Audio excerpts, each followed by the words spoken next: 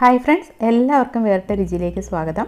ഇന്നിവിടെ തയ്യാറാക്കാൻ പോകുന്നത് ചിക്കൻ ബണ്ണാണ്.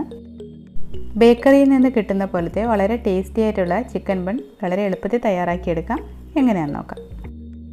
250 ml മെഷറിംഗ് കപ്പിൽ 1/4 കപ്പ് ഇളം ചൂടുപാലാണ് എടുത്തിട്ടുള്ളത്.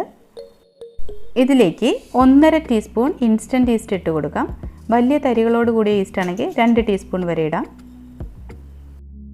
1 ടേബിൾ സ്പൂൺ പഞ്ചസാര കൂടി ചേർത്ത് കൊടുത്ത് നന്നായി മിക്സ് ചെയ്ത് കൊടുക്കാം. ഒരു 10 മിനിറ്റ് ഇത് റെസ്റ്റ് ചെയ്യാൻ വെക്കണം. ഈസ്റ്റ് ഒന്ന് പുളിച്ച് വരാൻ വേണ്ടിയാണ്.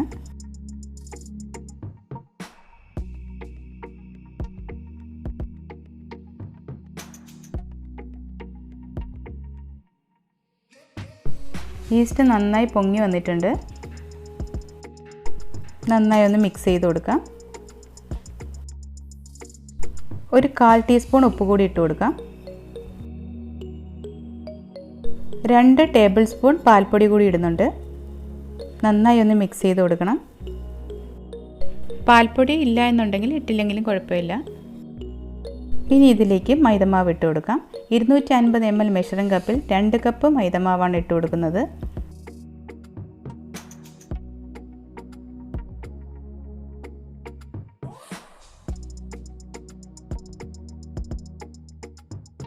സ്പൂൺ വെച്ച് നന്നായി ഒന്ന് മിക്സ് ചെയ്ത് കൊടുത്തതിന് ശേഷം കൈകൊണ്ട് നന്നായി ഒന്ന് കുഴച്ചെടുക്കാം.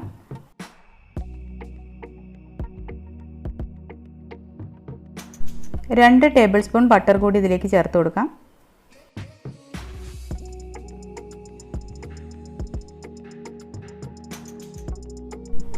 ഇനി നന്നായി കുഴച്ചെടുക്കണം.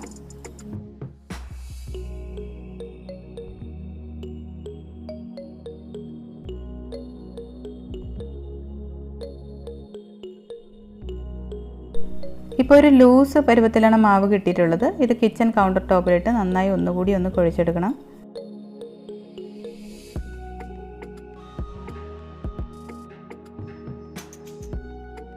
ഒരല്പം മൈദമാവ് കൂടി തൂകിയതിന് ശേഷം നന്നായി ഒന്ന് മിക്സ് ചെയ്തെടുക്കണം.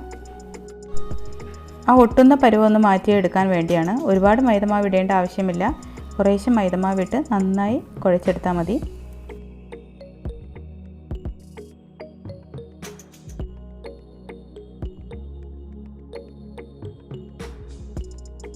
മുൻപിലേക്കും പുറകിലേക്കും മാവ് വലിച്ചു നീട്ടി നന്നായി കുഴച്ചെടുക്കണം.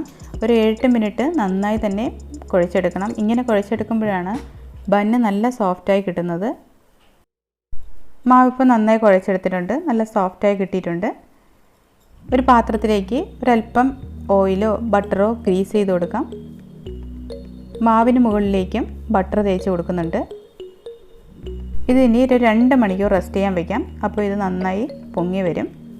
നല്ല ചൂടുള്ള സ്ഥലമാണെങ്കിൽ 1.5 മണിക്കൂർ വെച്ചാലും മതി. ഇനി ബണ്ണിലേക്ക് നിറയ്ക്കാനുള്ള ഫില്ലിങ്സ് തയ്യാറാക്കാം. ഇവിടെ ഞാനിപ്പോൾ ചിക്കൻ മഞ്ഞളും ഉപ്പും ചേർത്ത് വേവിച്ചെടുത്തിട്ടുള്ളതാണ്. ഇപ്പോൾ ചിക്കൻ്റെ അളവൊക്കെ ഓരോരുത്തരും ഫില്ലിങ്ങിനനുസരിച്ച് എടുത്താൽ മതി. ഒരു പ്രത്യേക അളവൊന്നുമില്ല. ഇത് മിക്സിയുടെ ചെറിയ ജാറിലിട്ട് ഒന്ന് ഗ്രൈൻഡ് ചെയ്തെടുത്തിട്ടുണ്ട്.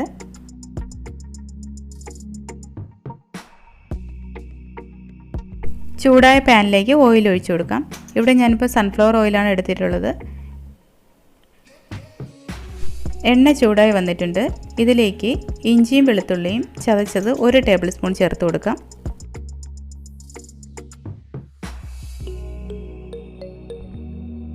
മൂത്ത് വരുമ്പോൾ പച്ചമുളക് ചെറുതായി അരിഞ്ഞത് കൂടി ചേർത്ത് കൊടുക്കാം. ഇവിടെ ഞാനിപ്പോൾ 1 പച്ചമുളകാണ് എടുത്തിട്ടുള്ളത്. എരിവൊക്കെ ഓരോരുത്തരുടെ ഇഷ്ടത്തിനനുസരിച്ച് ചേർത്താൽ മതി. ഇതിലേക്ക് 2 മീഡിയം സൈസ് സവാള ചെറുതായി അരിഞ്ഞത് ചേർത്ത് കൊടുക്കാം.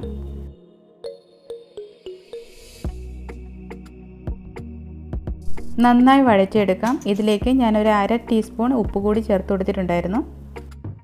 നേരത്തെ ഗ്രൈൻഡ് ചെയ്ത് വെച്ച ചിക്കൻ കൂടി ഇതിലേക്ക് ചേർത്ത് കൊടുത്തിട്ടുണ്ട്.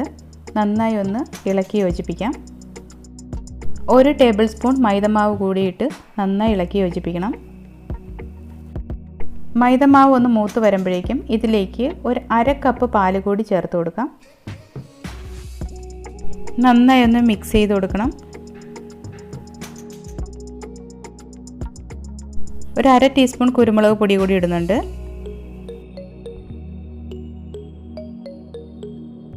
ഒരു 1/4 ടീസ്പൂൺ ചില്ലി ഫ്ലേക്സ് കൂടി ഇടാം. ഇതിൽ ചേർക്കുന്ന മസാലയുടെ അളവൊക്കെ ഓരോരുത്തരുടെ ഇഷ്ടത്തിനനുസരിച്ച് ചേർത്താൽ മതി. ഒരു പ്രത്യേക അളവൊന്നുമില്ല. 1 ടീസ്പൂൺ ഒറിഗാനോ പൗഡർ കൂടി ചേർത്ത് കൊടുക്കാം. ഒറിഗാനോ പൗഡർ ഇല്ല എന്നുണ്ടെങ്കിൽ ഒരല്പം പെരിഞ്ജീരകം ചതച്ചതോ ഗരം മസാലയോ ചേർത്ത് കൊടുത്താൽ മതി. ഒരു പിഞ്ച് പഞ്ചസാര കൂടി ചേർത്ത് കൊടുക്കുന്നുണ്ട്. നന്നായി ഒന്ന് മിക്സ് ചെയ്തെടുക്കാം. നിങ്ങളുടെ കയ്യിൽ ചീസ് ഉണ്ടെങ്കിൽ അതുകൂടി ചേർത്ത് കൊടുക്കാം. ഇപ്പോൾ ഫില്ലിങ്സ് റെഡി ആയിട്ടുണ്ട്. ഫില്ലിങ്സ് ഈ രീതിയിൽ വേണ്ട എന്നുണ്ടെങ്കിൽ നാടൻ രീതിയിൽ മസാലകളൊക്കെ ചേർത്തെടുത്താൽ മതി. ഇപ്പോൾ മാവ് നന്നായി പൊങ്ങി വന്നിട്ടുണ്ട്. എയർ ബബിൾസ് ഒക്കെ മാറ്റി നന്നായി ഒന്ന് കുഴച്ചെടുക്കാം. ഒരുപാട് നേരം കുഴച്ചെടുക്കേണ്ട ആവശ്യമില്ല.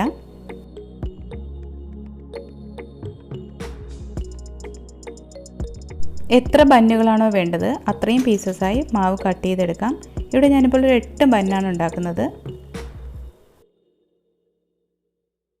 ഓരോ ബോൾസും എടുത്ത് നന്നായി ഒന്ന് ഉരുട്ടിയെടുക്കാം.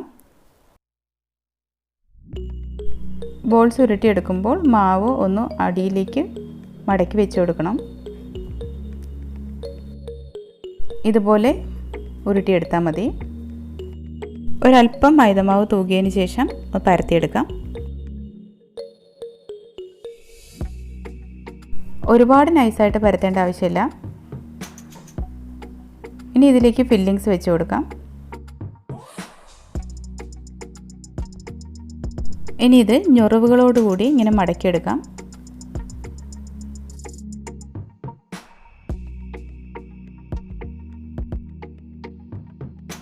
എല്ലാ ഞൊറിവും എടുത്തു കഴിഞ്ഞതിന് ശേഷം ലാസ്റ്റ് ഇതുപോലെ കൂട്ടി യോജിപ്പിച്ചാൽ മതി. ഇതുപോലെ തന്നെ ബാക്കിയുള്ള ബോൾസുകളെല്ലാം റെഡിയാക്കിയെടുക്കാം. ഇനി ഇതിന് മുകളിലേക്ക് ഒരല്പം എണ്ണയോ ബട്ടറോ ഒന്ന് തേച്ച് കൊടുത്തതിന് ശേഷം 20 മിനിറ്റ് റെസ്റ്റ് ചെയ്യാൻ വയ്ക്കാം. ഒരു 20 മിനിറ്റ് കഴിഞ്ഞിട്ടുണ്ട്. ഇപ്പം ബോൾസൊക്കെ ഒന്നുകൂടി വീർത്ത് വന്നിട്ടുണ്ട്. ഇനി ഇത് ബേക്ക് ചെയ്തെടുക്കണം. ബേക്ക് ചെയ്യാനുള്ള പാത്രത്തിൽ ഒരു ബട്ടർ പേപ്പർ വെച്ചതിന് ശേഷം അതിന് മുകളിലേക്ക് ബന്നുകൾ ഓരോന്ന് വെച്ച് കൊടുക്കാം. ഗ്യാപ്പിട്ട് മാത്രമേ ബന്ന് വയ്ക്കാവൂ. ഒന്ന് വീർത്ത് വരുമ്പോൾ തമ്മിൽ ഒട്ടിപ്പിടിക്കാതിരിക്കാൻ വേണ്ടിയാണ്. ഇതിന് മുകളിലേക്ക് വെളുത്ത എള്ള് കൂടി വിതറി കൊടുക്കാം. ബന്നിന് നല്ലൊരു ഗ്ലേസിങ് കിട്ടുന്നതിന് വേണ്ടി ഇതിന് മുകളിലേക്ക് പാല് ബ്രഷ് ചെയ്ത് കൊടുക്കാം. നിങ്ങൾക്ക് വേണമെങ്കിൽ മുട്ടയും ബ്രഷ് ചെയ്ത് കൊടുക്കാവുന്നതാണ്. 5 മിനിറ്റ് മീഡിയം ഫ്ലെയിമിൽ പ്രീ ഹീറ്റ് ചെയ്തുകൊണ്ടിരിക്കുന്ന ഒരു ഓവൻ സെറ്റപ്പാണിത്. ബേക്ക് ചെയ്യാനുള്ള പാത്രം ഇതിനുള്ളിലേക്ക് ഇറക്കി വെച്ചതിന് ശേഷം ഇതൊന്ന് മൂടി കൊടുക്കാം. 40 മിനിറ്റ് എടുത്തിട്ടുണ്ട് എനിക്ക് ബന്ന് ബേക്ക് ചെയ്ത് കിട്ടാനായിട്ട്. ഒരു 35 മിനിറ്റൊക്കെ ആകുമ്പോൾ ഒന്ന് തുറന്നു നോക്കിയാൽ മതി. അപ്പോൾ നമുക്കറിയാൻ പറ്റും. ചിലപ്പോൾ നല്ല ബേക്ക് ചെയ്ത് വന്നാലും നല്ല ബ്രൗൺ കളർ ആകണമെന്നില്ല. ഇവിടെ ഇപ്പോൾ ബന്ന് എല്ലാം ബേക്ക് ചെയ്ത് വന്നിട്ടുണ്ട്. നല്ല സോഫ്റ്റാണ്. ഞാനിതൊന്ന് മുറിച്ച് കാണിക്കാം. കരിഞ്ഞു പോയിട്ടൊന്നുമില്ല. ഇനി കുട്ടികൾക്കൊക്കെ വളരെ ഈസിയായി ഉണ്ടാക്കി കൊടുക്കാവുന്നതേ ഉള്ളൂ. വളരെ സോഫ്റ്റാണ് ഈ ബൺ. നല്ല ടേസ്റ്റിയുമാണ്. ബേക്കറിയിൽ നിന്ന് വാങ്ങുന്നത് പോലുള്ള അതേ ടേസ്റ്റാണ് ഈ ബന്നിന്. നിങ്ങളെല്ലാവരും ഒന്ന് ട്രൈ ചെയ്ത് നോക്കണം. നിങ്ങൾക്ക് ഇഷ്ടമായിട്ടുണ്ടെങ്കിൽ ലൈക്ക് ചെയ്യാനും ഷെയർ ചെയ്യാനും മറക്കരുത്. നിങ്ങളുടെ അഭിപ്രായങ്ങൾ കമൻറ്റ് ബോക്സിൽ ഇടാനും മറക്കരുത്. നിങ്ങൾ ആദ്യമായിട്ടാണ് എൻ്റെ ചാനൽ കാണുന്നതെങ്കിൽ സബ്സ്ക്രൈബ് ചെയ്തൊന്ന് സപ്പോർട്ട് ചെയ്തേക്കണേ. മറ്റൊരു ഡിഷുമായി അടുത്ത വീഡിയോയിൽ കാണാം. താങ്ക്